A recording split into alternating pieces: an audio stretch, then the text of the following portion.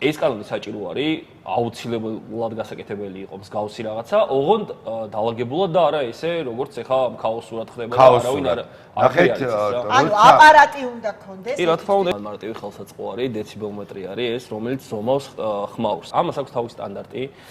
ეს უნდა იზომებოდეს მაყუჩიდან 1 მეტრის დაახლოებით 1 მეტრის სიგანეზე დაშორებით და რა თქმა უნდა, ეს არის ხელსაწყო, რომელიც ზომავს დეციბელს, რომელიც არის მაქსიმალურ ზღვაზე, ანუ ქვეყანაში უნდა გქონდეს რაღაცა სტანდარტი, რომელიც იქნება მაქსიმალური ზღვარი. ორი რაღაც არის გასტოვარცნებელი. პირველი მაქსიმალური დეციბელი, რაც იქნება დასაშვები და მეორე საათები. მთელი პრობლემა ზუსტად ეგაა, რომ მოტოციკლების შემთხვევაშიც და მანქანების შემთხვევაშიც მხოლოდ ან ხმაზე არ მოეწონება, ან ვიზუალურად არ დააკმაყოფილებს პატრულს და მისი შეხედულებისამებრ გადადის საჯარიმოზე და მე ამდენი პრობლემა ექნება ჩვენს მოსახლეობას. ჩემს გარშემო უამრავი მოტომოყვარული არის, ვისაც ქარხნული მაყუჩი ეყინა ქარხნული და მოტოციკლი რაც არ უნდა იყოს ეხა მანქანასთან შედარებით მოტოციკლი მაინც ხმაურიანი არის, რაც არ უნდა ქარხნული იყოს ორივე, იმიტომ რომ ტექნიკურად ვინც ერკვა, ეხა ყველაფერს თავი დავანებოთ, მანქანა თუ ტრიალებს 7000 ბრუნს ძრავი, მოტოციკლის შემთხვევაში გვაქვს 14000, 15000, ანუ ყველა ვარიანტი ხმაურიანი არის მანქანასთან შედარებით. თუმცა არსებობს ქარხნული მაყუჩები,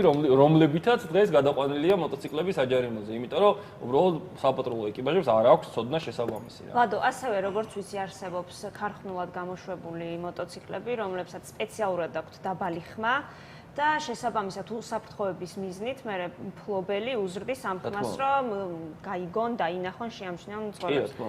მოტოციკლების შემთხვევაში რამდენად უფრო რთულდება აი ამ კანონით საქმე ვითარება? ბევრად უფრო რთულდება ვიდრე მანქანის შემთხვევაში, იმიტომ რომ მანქანა ასე თუ ისე საავტომობილო ბაზარი საქართველოში უფრო წინ არის ვიდრე მოტო ბაზარი, ესე ვთქვათ და რო გინდოდეს ეხა ნებისმიერი მაყუჩის შეძენა, სადღაც რავი გამოძებნი რაღაცას და მანქანისაც შეიძენი.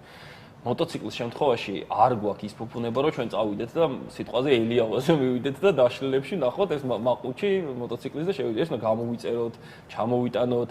პლუს მაგას პროგრამული უზრუნველყოფა ჭირდება მე ბევრ მოტოციკლს, რომელიც უკვე ჩამოსული არის საზღვარგარეთიდან შეცვლილი მაყუჩით, ის უკვე დაპროგრამებული არის იმ შეცვლილ მაყუჩით. მოგეთ მარტივად რომ ვთქვა, ტექნიკურად იმდენად აბსურდი არის ეს ყველაფერი, რომ ამ კანონის მიღება იქნებოდა შეუძლებელი, თუ ამას ტექნიკურად ვინმე ჩაეძიებოდა. რეალურად ეს ქაოსი მიიღებს იმას, რომ უბრალოდ დაუმორჩილებლობისკენ წავა რა ეს ყველაფერი რა. ქალაქში გამოჩნდებიან მძღოლები, როგორც ავტო ისე მოტომოყვარულები, რომლებიც უბრალოდ აღარ დაემორჩილებიან რა პატრულს, იმიტომ რომ იციან რომ დამორჩილება და გაჩერება ნიშნავს მათი ძალიან დიდი პრობლემების შექმნას და საბოლოო ჯამში მივალთ მაგამდე.